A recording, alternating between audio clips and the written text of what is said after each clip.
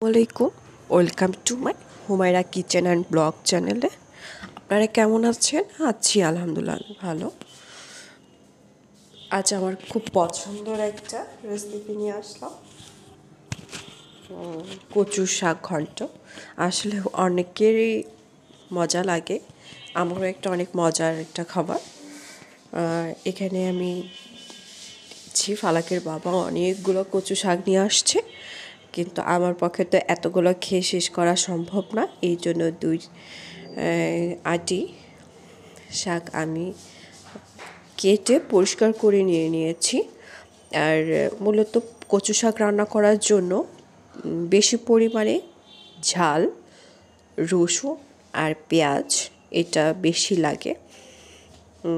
যেহেতু ঝালের পরিমাণটা আমার মেয়ে আর মেয়ের বাবা একটুও খেতে পারে না, সেক্ষেত্রে আমি কম করে দিব একটু। কিন্তু এখানে আমি কেটে নিয়েছি। খুবই সহজভাবে রান্না করে। আমি আগে দেখতাম আমার গ্রামে যেভাবে আমার মা চাচিরা রান্না করতো, আমি ঠিক সেভাবেই রান্না করব। এখানে আমি রসুনের পরিমাণটা একটু বেশি করে নিয়েছি, পেঁয়াজের পরিমাণটাও বেশি দিয়েছি। আর ঝালের পরিমাণটা যতটুকু লাগবে ঠিক ততটুকুই দিয়েছি। বেশি হলে মজা হয়, কিন্তু আমার কিছু করার ছিল না, যেহেতু ওরা খেতে পারবে না, এই জন্য আমি ঝালের পরিমাণটা একটু কমই দিয়েছি। আর লবণ দিয়ে আমি চুলাতে দিয়ে দিয়েছি।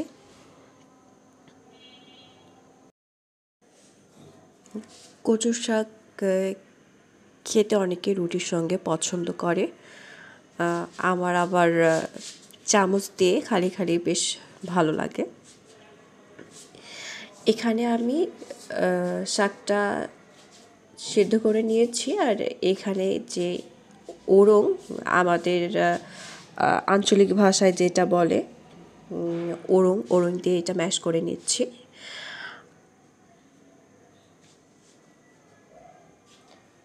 এবং ভালোভাবে ঘন্টটা করা হয়ে গেলে আমি তেলে বাগার দিয়ে দেব।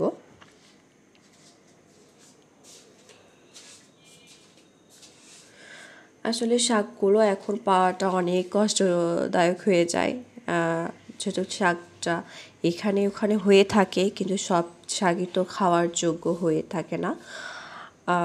গ্রামে শাকগুলা বেশ যথেষ্ট সুন্দর স্বচ্ছ হয়ে থাকে, আর খেতেও বেশ বেশ অনেক মজা লাগে। আর এখানে আমি রসুন আর পেঁয়াজ একটু ছেঁচে নিয়েছি হামালে, নিয়ে একটু নাড়াচাড়া করছি। আর আমার থেকে মনে হয় যে আমি ফার্স্ট টাইম কচু শাক ঘন্ট করছি। এর আগে আমি অনেকবার খেয়েছি, কিন্তু আমি নিজে করি নাই, যেহেতু এখন সেই সুযোগটা নেই যে অন্য কেউ তৈরি করে দিবে, আমি এখানে বসে খাবো। যার কাছেই আমি এখন যাব, আমার যেয়ে খেতে হচ্ছে।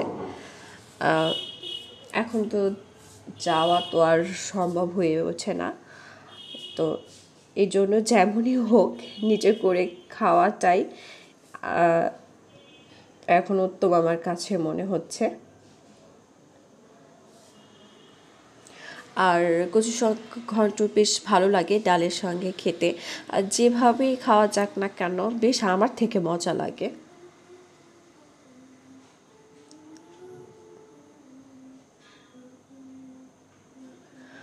আর আমার চ্যানেলটার ভিডিও যদি একটু ভালো লেগে থাকে, প্লিজ সাবস্ক্রাইব করবেন আমার চ্যানেলটা, সাথে থাকা ছোট্ট বেল আইকনটি ক্লিক করবেন, যাতে পরবর্তীতে আমি কোনো ভিডিও দিলে সর্বপ্রথম আপনার ফোনে নোটিফিকেশন চাই।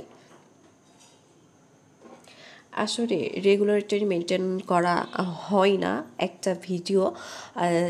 যারা মেক করে তারা জানে যে ভিডিওটা কতটা করা কঠিন, ভিডিওটার শ্যুট করা, ভিডিও এডিটিং, অল এভরিথিং অনেক কষ্ট হয়ে যায়।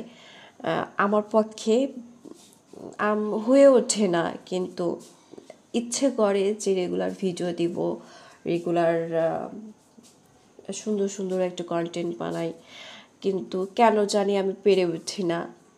তবে আপনারা যদি সাথে থাকেন ইনশাল্লাহ আমি চেষ্টা করব আপনাদের সাথে আমার থাকার, আমিও থাকতে চাই। সে গল্প করতে করতে আমার ভিডিওটা না, আমার রান্নাটা শেষের দিকে।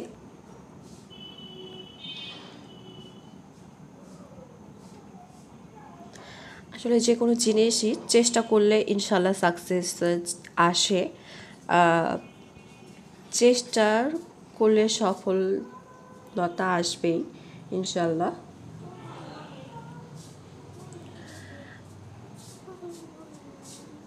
ঘন্টটা বেশ মজা হয়েছিল সব মিলায়। আর এর ভিতরে একটু শুকনা ঝাল দিলে বেশ ভালো লাগতো বাগারের সময়। আমার কাছে শুকনা ঝাল ছিল না আমার বাসাতে, এই জন্য দিতে পারি নাই।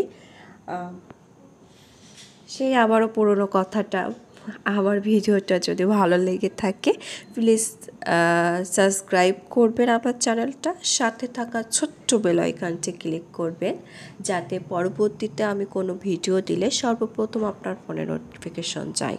আসসালামু আলাইকুম, আল্লাহ হাফেজ।